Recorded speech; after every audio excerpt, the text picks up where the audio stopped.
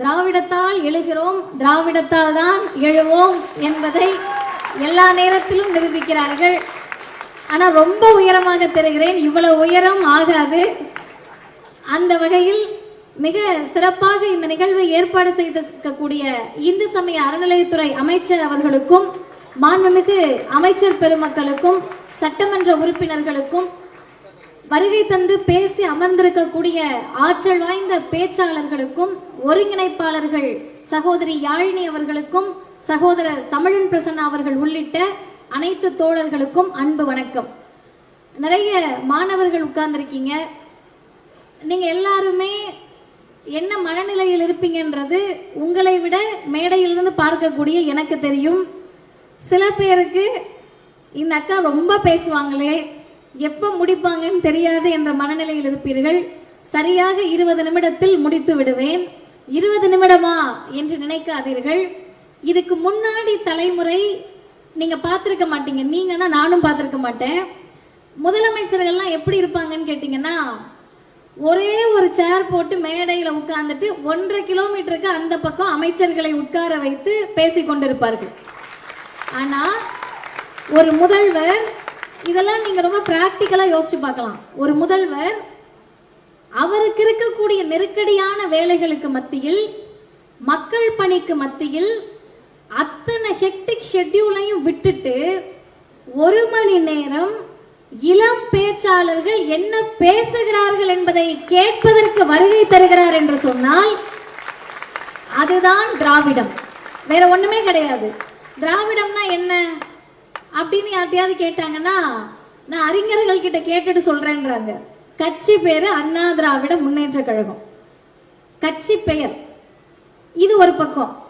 இன்னொரு பக்கம் வரக்கூடியவர்கள் சித்தாந்தம் என்ன என்று கேட்டால் திமுகவை ஒழிக்கணுமா. ரொம்ப தவறு. அவங்க சொன்னது கிடையாது, முன்னாடி ஹிஸ்டரிய படிக்காம வந்தது தவறு. திமுகவை ஒழிப்பேன்னு 50 வருஷத்துக்கு முன்னாடி சொன்னாங்க. 1967 இருந்து சொன்னாங்க. 10 வருஷத்துக்கு முன்னாடி வந்தாங்க. 1 வாரத்துக்கு முன்னாடி வரலாம், நாளைக்கு வரலாம், நாளை மறுநாள் வரலாம், அடுத்த வருடம் வரலாம், நீங்க வந்துகிட்டே இருக்கலாம். நீங்கள் வருவீர்கள், போவீர்கள், திமுக நிலைத்து நிற்கும் என்பதை வார்த்தைக்காக சொல்லல, இங்க இருக்கக்கூடியவர்களை நம்பி நாங்கள் சொல்லுகிறோம், என்னையும் சேர்த்து. ஏன்னு கேட்டா, பேச்சு போட்டி அப்படின்றது எல்லா ஊர்லயும் நடக்கும். நீங்களே நிறைய பேர் பங்கேற்றிருப்பீங்க. முதல் 3 பரிசு கொடுப்பாங்க, அவ்வளவுதான், முடிஞ்சிரும். பேச்சு போட்டி முடிஞ்சிரும், காசு கொடுப்பாங்க, இல்ல புத்தகம் கொடுப்பாங்க, வீட்டுக்கு வந்துருவோம். அடுத்த பேச்சு போட்டியை தயாராக ஆரம்பிச்சிருவோம். ஆனா இந்த பேச்சு போட்டியை நன்றாக கேட்டுக்கொள்ளுங்கள். பேச்சாளர்களை உருவாக்குவதற்காக அண்ணன் உதயநிதி அவர்கள் பேச்சு போட்டியை நடத்தல.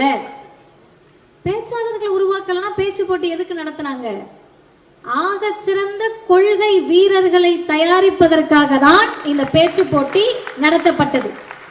அந்த கொள்கை வீரர்கள் எப்படிப்பட்டவர்களாக இருக்க வேண்டும் என்று சொன்னால், எந்த தலைப்பு கொடுத்தாலும், மேடை கிடைத்தால் வாயை வாடகைக்கு விட்டு பிழைப்போம் என்ற பேச்சாளர்களாக இல்லாமல், எதுவரினும் எப்படிப்பட்ட எதிரிகள் வந்தாலும், எப்படிப்பட்ட துரோகிகள் வந்தாலும், திராவிடத்தால் வாழ்ந்துவிட்டு திராவிடத்தை அழிப்பேன் என்று யார் வந்தாலும் அவர்களை களத்தில் சொல்லால் எதிர்த்து நிற்கக்கூடிய கொள்கையாளர்களை இந்த பேச்சு போட்டி உருவாக்கி இருக்கிறது.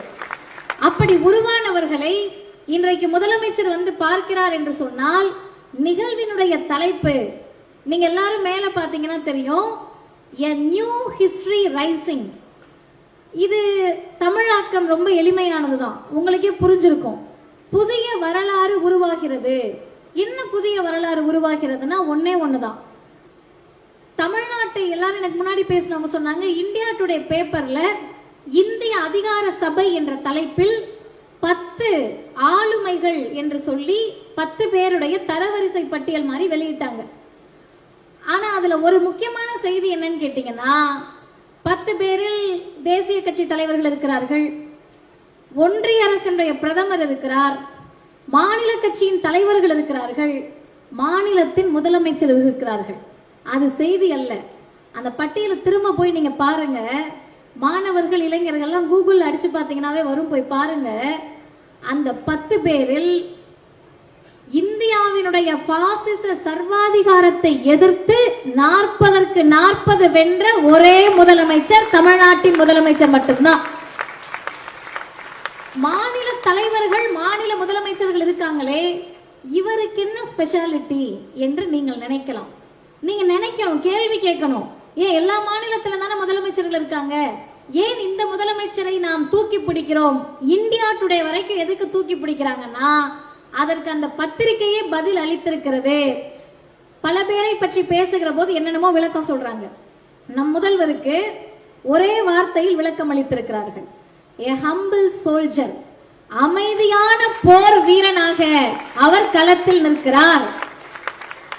அமைதியாக இருக்கிறார்னா நீங்களே பார்த்திருப்பீங்க. அதிர்ந்து பேசாத ஒரு முகம், எதை கேட்டாலும் பதில் கலைஞர் ஸ்டைல்ல சொல்லிட்டு கிளம்பிடுறாரு. கோபம் வராதா? பதில் சொல்லணும்னு தோணாதா? நீலாம் பேசுறது பொய்ன்னு சொல்ல தோணாதா? நமக்கே கடுப்பாகுதுல்ல. விவாதத்துல போய் உட்கார்ந்தோம்னா ஒரு மனுஷன் ஒரு பொய் சொல்லலாம், ஏக்கர் கணக்கில் பொய் சொல்லக்கூடிய பிஜேபியோடு நம்ம உட்கார்ந்து விவாதம் பண்ணிட்டு இருப்போம். இப்ப நமக்கே இவ்வளவு ஆத்திரம் வருது, இவருக்கு ஆத்திரம் வராதா அப்படின்னு பார்த்தா, யார் சொன்னா அவர் பதில் சொல்லலன்னு? நாள்தோறும் பதில் சொல்லுகிறார் என்பதெல்லாம் போய் மணிக்கு ஒரு முறை தன்னுடைய செயல் மூலமாக அவர்களுக்கு பதில் சொல்லிக் கொண்டுதான் இருக்கிறார். செயலை விட மிகப்பெரிய பதில் ஒன்று இருந்துட முடியுமா? அப்ப என்ன செய்தார்கள்?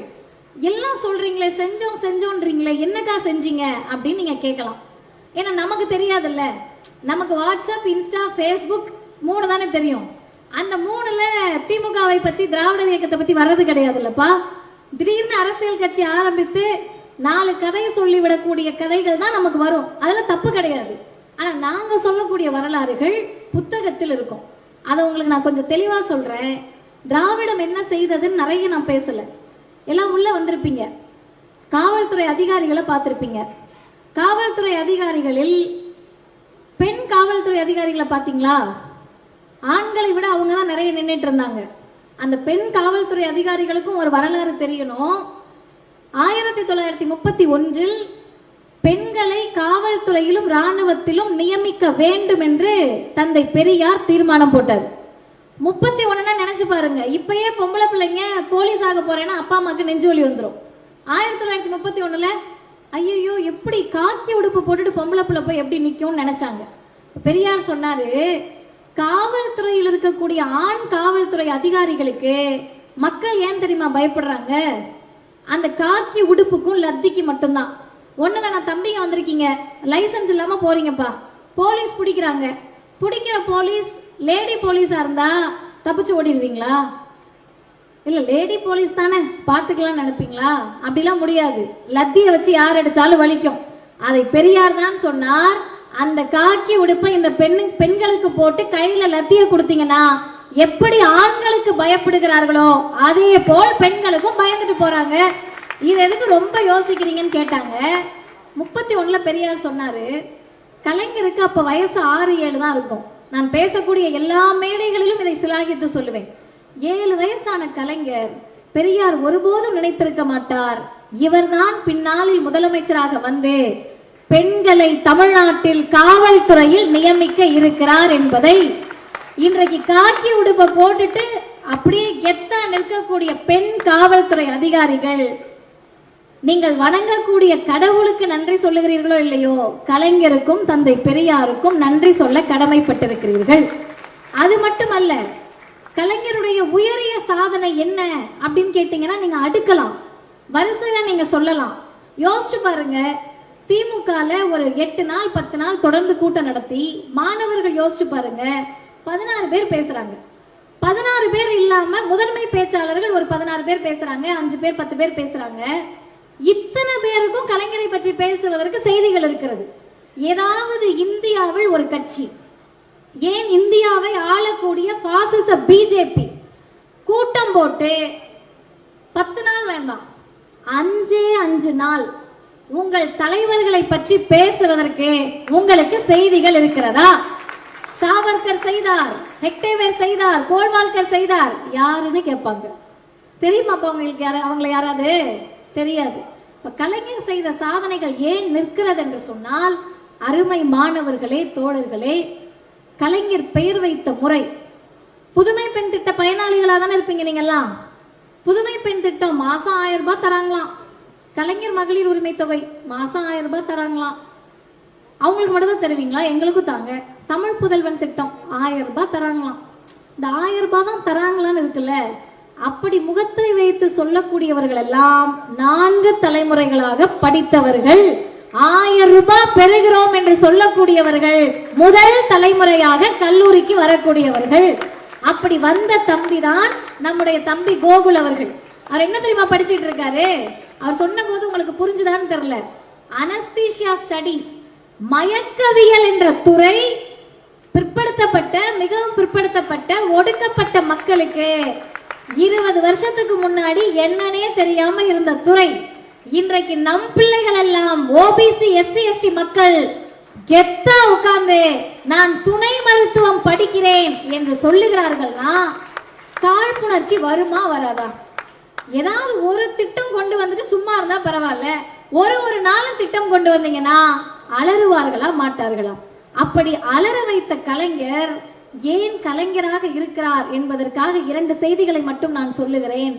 ஒரு முதலமைச்சர் இருக்காருன்னா, நீங்கெல்லாம் நிறைய பேர் கலைஞரை நேரில் பார்க்காத தலைமுறையாக கூட இருந்திருக்கலாம். கலைஞருடைய எழுத்துக்களை வாசிக்காதவர்களாக இருக்கலாம். ஆனா கலைஞருடைய முகம் உங்கள் மனதில் பதிந்திருக்கும். அதுக்கு என்ன தெரியுமா காரணம்? அரசியலில் அவர் செய்தது எல்லாருக்கும் தெரியும், சமூகத்திற்கு அவர் செய்தது எல்லாருக்கும் தெரியும். ஆனால் கலைஞருடைய மதிநுட்பம் மிகுந்த ஆராய்ச்சிக்கு உள்ளது. முனைவர் பட்ட படிப்பே கலைஞருடைய மதிநுட்பத்தை வச்சு பண்ணலாம். எவ்வளவு பெரிய மதிநுட்பம்னு கேட்டா, கலைஞருக்கு ஒரு பழக்கம் இருக்குமா, காலையில் எழுந்த உடனே எல்லா பத்திரிகையும் படித்து விட்டு அந்தந்த பத்திரிகையாளர்களுக்கு போன் பண்ணி பேசுவாராம்.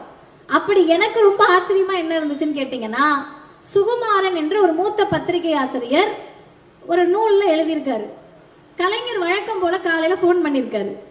என்ன போன்னு பாத்தீங்கன்னா, தமிழன் என்ற ஒரு பத்திரிகை, ராசி பலன் வரும்ல, எல்லா பத்திரிகையிலயும் வரும், எல்லா பத்திரிகைகளையும் ராசி பலன் இருக்கும். ராசி பலன் பக்கத்துல ஜோதிடர் லீவ்ல போயிட்டாராம். ஜோசியர் லீவ்ல போயிட்டாரு, என்ன பண்ணலாம்னு யோசிச்சு அந்த பத்திரிகை ஆசிரியர் என்ன பண்ணிருக்காருன்னா, விருச்சக ராசியினுடைய பலனை எடுத்து துலாம் ராசிக்கும், மேச ராசியுடைய பலனை எடுத்து கும்பராசிக்கும் போட்டு பேப்பர் வந்துருச்சு. இது நமக்கு பல பேருக்கு, இப்ப எங்களுக்கு ராசியும் இல்லை ஒண்ணும் இல்லை, எங்களுக்கு தெரியாது. எங்களுக்கு தெரியாது என்பது நாத்திகர்களுக்கு, பகுத்தறிவாளர்களுக்கு தெரியாது. கலைஞர் ஒரு தீவிர பகுத்தறிவாளர். அவர் பத்திரிகையை வாங்கி படிச்சுட்டு போன் பண்றாரு அந்த பத்திரிகை ஆசிரியருக்கு. போன் பண்ணி கேட்டிருக்காரு, எப்படியா விருச்சிக ராசியில சித்திர நட்சத்திரம் வரும், அது துலாம்ல தானே வரும், என்ன ஜோசியமோ என்ன பத்திரிகையோ. நல்லா கேட்டுக்கோங்க, ஒரு பேப்பர் எடுத்து நம்ம வாசிக்கிறோம்னா ஒண்ணு சினிமா செய்தி வாசிப்போம், கிரிக்கெட் பிடிச்சவங்க கிரிக்கெட் செய்தி வாசிப்போம், அரசியல் பிடித்தவர்கள் அரசியல் வாசிப்பாங்க, எதுவுமே பிடிக்காதவங்க பேப்பரே வாசிக்க மாட்டாங்க. இந்த 4 கேட்டகரி தானே இருப்போம். கலைஞருக்கும் ராசி பலனுக்கும் சம்பந்தம் கிடையாது. ஏன் கலைஞர் ராசி பலனை வாசிக்கணும்? நம்பிக்கை இல்லாத ஒரு விஷயத்தை ஏன் வாசிக்கணும்? ஏன் வாசிக்கணும்னா, நம்பிக்கை இருக்கக்கூடிய மக்களுக்கு தவறான செய்தி ஒருபோதும் போய் சேரக்கூடாது என்பதில் கலைஞர் தெளிவாக இருந்தார். இது மதிநுட்பத்தினுடைய உச்சபட்சம். எனக்கு பிடிக்காது, எனக்கு தேவையில்லை, ஆனால் என்னை நம்பி இருக்கக்கூடிய மக்களுக்கு நான் நல்லதை மட்டும்தான் செய்வேன் என்று நினைத்த இயக்கம் திராவிடர் இயக்கமும் தந்தை பெரியாரும் தலைவர் கலைஞரும். கலைஞர் மறைந்த போது எல்லா பேப்பர்லயுமே பேசினாங்க, விவாதத்துல எல்லாம் பேசினாங்க. வெற்றிடம், ஒரு வாக்யூம், ஒரு ஸ்பேஸ் கிரியேட் ஆயிடுச்சு அப்படின்னு சொல்லிலாம் எழுதினாங்க.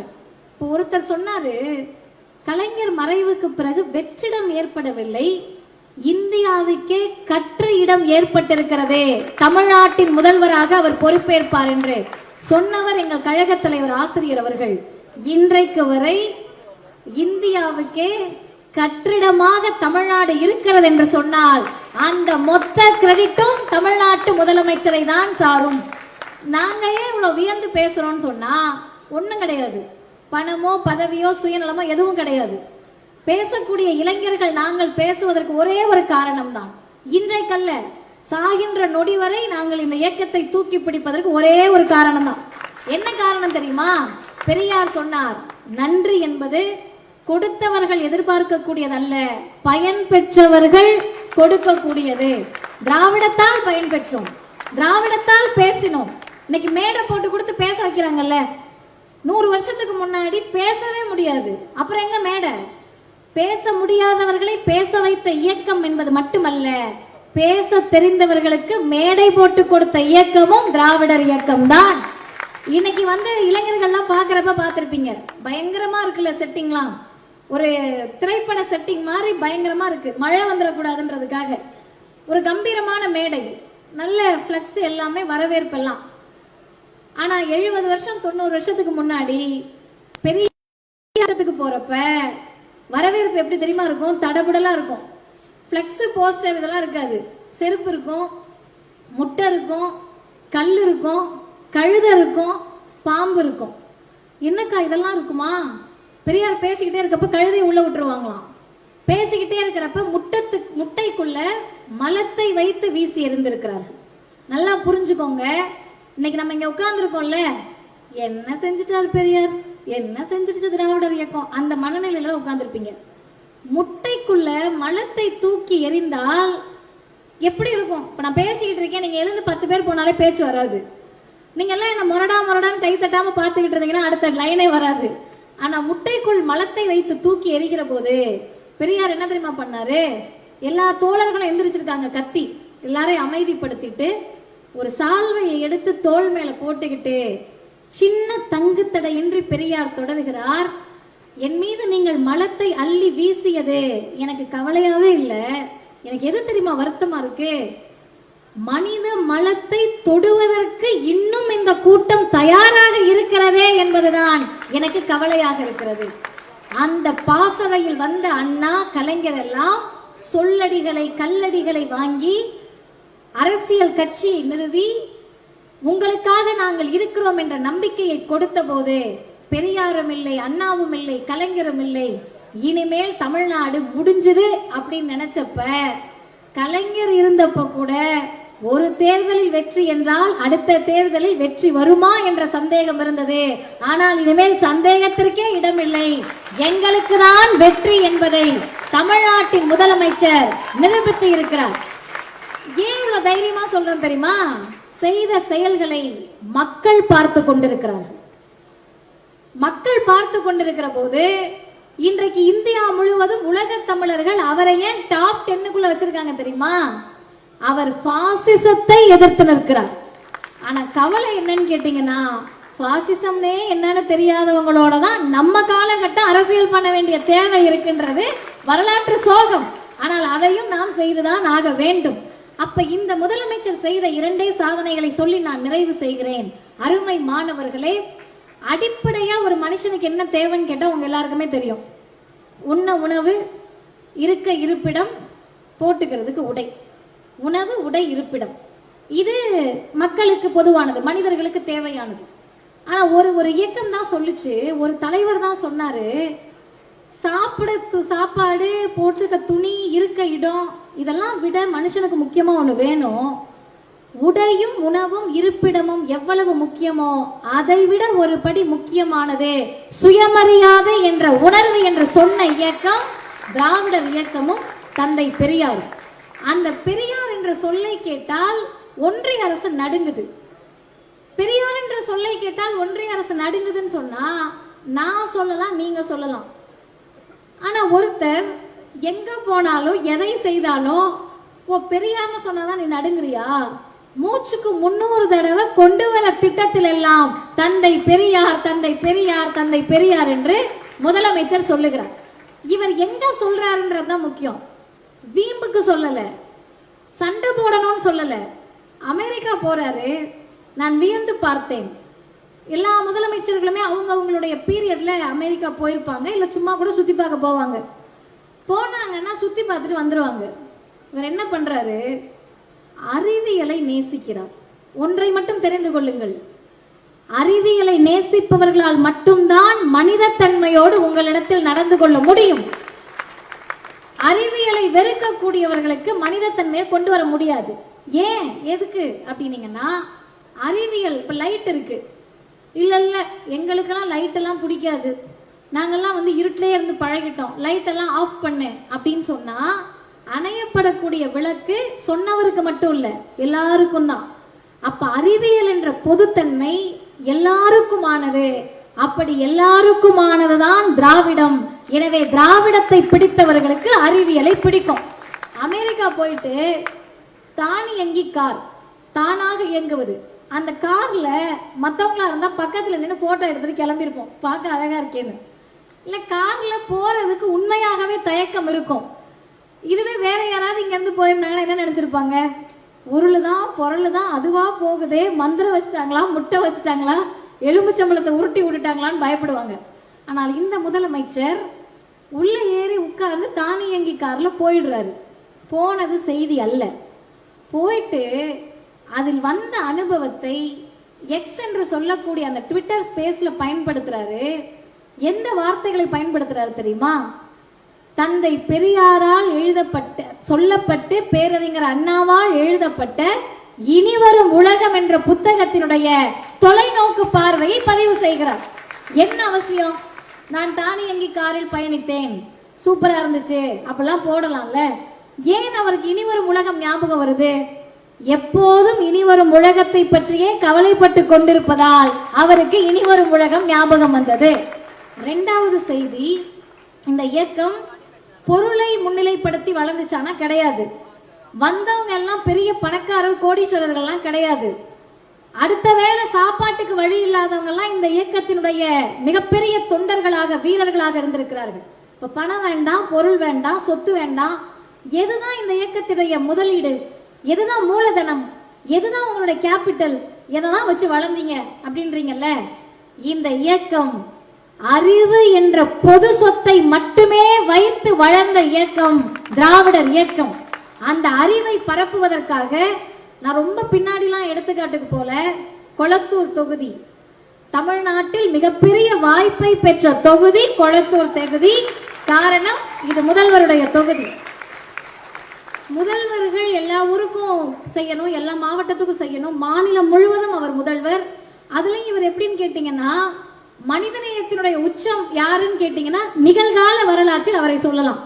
ஏன்னா அவர் ஓப்பனா சொல்றாரு, எனக்கு வாக்களித்தவர்களுக்கு மட்டுமல்ல வாக்களிக்காதவர்களுக்கு நிரம்ப செய்வேன். இதை இன்னும் எளிமைப்படுத்தி நான் சொல்றேனே, புதுமை பெண் திட்டம் யாரெல்லாம் பயனாளிகள்? பிராக்கெட்ல ஏடிஎம்கே பிஜேபி தவிர்த்து, கலைஞர் மகளிர் உரிமை தொகை அதிமுக பாஜக தவிர்த்து அப்படின்னு எங்கேயாவது இருக்கா? இல்ல. அதிமுக பிஜேபி சார்ந்த பெண்களும் இதில் மிகப்பெரிய பயனாளிகளாக இருக்கிறார்கள். அந்த முதலமைச்சருடைய கொளத்தூர் தொகுதி, இதுல 2 நாளைக்கு முன்னாடி ஒரு இடத்தை திறந்தாங்கப்பா. நான் அந்த செய்தியோட முடிக்கிறேன். அந்த இடம் என்ன அப்படின்னு பாத்தீங்கன்னா, வாய்ப்பு இருக்கக்கூடியவர்கள் கொளத்தூர் தொகுதியில் இருக்கக்கூடிய மாணவர்கள் போய் பார்க்கணும். ஃபர்ஸ்ட் டே ஃபர்ஸ்ட் ஷோக்கு போய் ஏமாறக்கூடாது. இந்த மாதிரி இருக்கக்கூடிய இடத்துலலாம் போய் பார்க்கணும். அங்க என்ன இருக்குன்னு கேட்டீங்கன்னா 2 இடங்கள் இருக்கிறது. முதல் விஷயம், பகிர்ந்து வேலை செய்யக்கூடிய பணியிட மையம். இன்னொன்னு மாணவர்களுக்கான கல்வி மையம், லேர்னிங் சென்டர். இது என்ன, இது ஒண்ணுமே புரியலையே அப்படின்னு கேட்டீங்கன்னா, ஒர்க் ஃப்ரம் ஹோம் பாக்குறவங்க இருப்பீங்க, வீட்ல இருந்து வேலை பார்ப்பீங்க. வீட்ல இருந்து வேலை பார்க்கணும்னா உங்களுக்கு அதற்கான சூழல் இருக்கணும். திராவிடர் இயக்கம் என்ன பண்ணிடுச்சுன்னு கேட்டா, வீட்டுல கழிப்பறை வசதி இல்லைனாலும் பரவாயில்ல, வீட்டுல காசு இல்லைனாலும் பரவாயில்ல, கடனா இருந்தாலும் பரவாயில்ல, ஏழ்மையில் இருந்தாலும் பரவாயில்ல, நீ எல்லாம் படித்து முன்னேற வேண்டும் என்று நம் அனைவரையும் பட்டதாரிகளாக மாற்றிவிட்டது. இப்ப நம்ம எல்லாம் படிச்சுட்டோம், வேலைக்கு போறோம், ஆனா வீடு அப்படியே தான் இருக்கு. இப்பதானே வேலைக்கு வந்திருக்கோம். அப்படியே இருக்கிற வீட்டுல உட்கார்ந்து வேலை செய்யறதுக்கு இடம் இல்லை, வேர்க்குது, காத்து வசதி இல்லை, டேட்டா போடணும், லேப்டாப்புக்கும் போனுக்கும் டேட்டா போடணும்னா மாசத்துக்கு எவ்வளவு ஆகும்னு என்னை விட உங்களுக்கு நல்லா தெரியும். அப்படி டேட்டா போட்டு பயன்படுத்தி வேலை பார்க்கக்கூடியவர்களுக்கு அந்த கவலையும் உங்களுக்கு வேண்டாம். அரசாங்கத்தினுடைய முதலீட்டில் வைஃபை வசதியுடன் அந்த மையத்தை ஏற்பாடு செய்திருக்கிறார். அதுல ஒரு பயனாளி பேசினாரு, எத்தனை பேர் கேட்டீங்கன்னு தெரியல. அவர் சொன்ன விஷயம் என்ன தெரியுமா? $1 trillion முதலமைச்சருடைய கனவு. எப்படி செய்ய முடியும் அப்படின்னு நீங்கெல்லாம் யோசிக்கலாம். என்னை போன்ற சின்ன ஸ்டார்ட் அப் நிறுவனங்களை ஆரம்பிக்கக்கூடியவங்களுக்கு வெளியே போய் முதலீடு செய்வதற்கு காசு இல்ல. ஆனால் இவ்வளவு பெரிய அறையை ஏற்படுத்தி கொடுத்திருக்கிறார். எங்க மூளையும் அறிவை வச்சு இங்கே உட்கார்ந்து வேலை பார்த்து தமிழ்நாட்டு முதலமைச்சரின் கனவை சாத்தியப்படுத்துவோம். இன்னொன்னு லேர்னிங் சென்டர். நல்லா புரிஞ்சுக்கோங்க, கலைஞர் சிந்தித்த அனைத்துமே வாக்குகளுக்கு அப்பாற்பட்டது. அண்ணா நூற்றாண்டு நூலகம், வாய்ப்பு இருக்கக்கூடியவர்கள் போய் பாருங்க. உள்ள இருக்கிற மாணவர்களுக்கு இணையாக, ஏன்னா அதை விட அதிகமாக வெளியே செருப்பு கிடக்கும் ஒரே ஒரு வரிசையில மட்டும். அது எந்த ஃப்ளோர்னு எனக்கு சரியா ஞாபகம் இல்ல. என்ன உள்ள இவ்வளவு செருப்பு இருக்கு, கோவிலுக்கு வெளியே கூட இவ்வளவு இருக்கு. அதே உள்ள போய் பார்த்தோம்னா எல்லாரும் டிஎன்பிஎஸ்சி, யூபிஎஸ்சி, ஆர்ஆர்பி படிக்கக்கூடிய மாணவர்கள். அவங்கெல்லாம் யாரு? முதல் தலைமுறையா வரவங்க. வீட்டுல கோச்சிங் கிளாஸ் கூட்டிட்டு போக காசு இல்ல. காசெல்லாம் வேண்டாம்ப்பா, இயேசுயோட நீ போய் சும்மா உட்காரு, அண்ணா நூற்றாண்டு நூலகத்தை நான் அமைத்து தருகிறேன் என்று அமைத்து தந்தவர் கலைஞர். அதற்கு நிகராக கொளத்தூர் தொகுதியிலிருந்து சைதாப்பேட்டையிலயோ எக்மோர்லயோ நீங்க போய் படிக்கணும்னா டயர்ட் ஆவீங்க. ஒண்ணு போயிட்டு வரணும், 1 மணி நேரம் இருக்கிற டிராபிக்ல. அங்கெல்லாம் போக வேண்டாம். இங்கே நம்ம தொகுதியில உட்கார்ந்து படிச்சு கொளத்தூரிலிருந்து IAS உருவாகுங்கள் என்று சொல்லி அதை திறந்து வைத்தவர் தமிழ்நாட்டின் முதலமைச்சர். அருமை தோழர்களே, பெரியோர்களே, திமுகவுக்கு அப்பாற்பட்டு உட்கார்ந்திருக்கக்கூடிய மாணவர்களுக்கு ஒன்றை சொல்லி நான் நிறைவு செய்கிறேன். அண்ணா நூற்றாண்டு நூலகத்தை கலைஞர் கண்டார். கலைஞர் நூற்றாண்டு நூலகத்தை தமிழ்நாட்டின் முதலமைச்சர் மதுரையில் கண்டார். நூலகத்தை ஆரம்பிக்கின்ற போதெல்லாம் பிஜேபி பிரச்சனை பண்ணும். ஏன்னா அந்த ஆரிய மாடல் கோவிலை திறக்கும், ஆரிய மாடல் கலவரத்தை தூண்டும், ஆரிய மாடல் வெறுப்பை தூண்டும். திராவிட மாடல் நூலகங்களை திறக்கும், பள்ளிகளை திறக்கும், கல்லூரிகளை திறக்கும், படிக்கவான்னு கூப்பிடும். அப்படி கூப்பிடுறப்ப இதோட முடிச்சு பாரு, கலைஞர் நூற்றாண்டு நூலகத்தோட நெஞ்சில கை வச்சவங்களுக்கு திரும்ப அழுத்தமா கை வைக்கிற மாதிரி கோயம்புத்தூர்ல நூலகம் ஆரம்பிக்க போறேன்னு சொல்லியிருந்தாருன்னா பிரச்சனை கிடையாது. அறிவியல் மையம் ஆரம்பிக்க போறேன்னு சொல்லியிருந்தாருன்னா பிரச்சனை கிடையாது. இவருக்கு நன்றாக தெரிகிறது எங்க அடித்தால் எங்கு வலிக்கும் என்று, அதனால் அடிக்கிறார். இந்த நூலகத்திற்கும் அறிவியல் மையத்திற்கும் என்ன பெயர் தெரியுமா? பெரியார் நூலகம் மற்றும் அறிவியல் மையம். சொன்னதோடு நிறுத்தல. ஏன்னா பல பேர் சொல்லிட்டு கிளம்பி போயிட்டாங்க. திரும்ப வந்தாதானே கவலை, சொன்னதை செய்யலனா. எங்களுக்கு கவலை இருக்கிறது, மீண்டும் வரப்போகிறோம், அதனால் சொன்னதை செய்து கொண்டிருக்கிறோம். இதுக்கு முன்னாடி இருந்த ஆட்சி சொன்னதை சொல்லிட்டு கிளம்பிட்டாங்க. அவர் அதே மேடையில் சொல்லுகிறார், தெம்போடு சொல்லுகிறேன், துணிச்சலோடு சொல்லுகிறேன், உறுதியோடு சொல்லுகிறேன், ஜனவரி 2026 அந்த நூலகம் வரும் என்று சொன்னார். சொன்னதை செய்கிறார், சொல்லாததையும் செய்கிறார். திமுகவை காப்பது என்பது அந்த கட்சியை காப்பதல்ல தோழர்களே, சமூக நீதியை காப்பது, பகுத்தறிவை காப்பது, நம் தலைமுறையை காப்பது. காப்போம். வாய்ப்புக்கு நன்றி, வணக்கம்.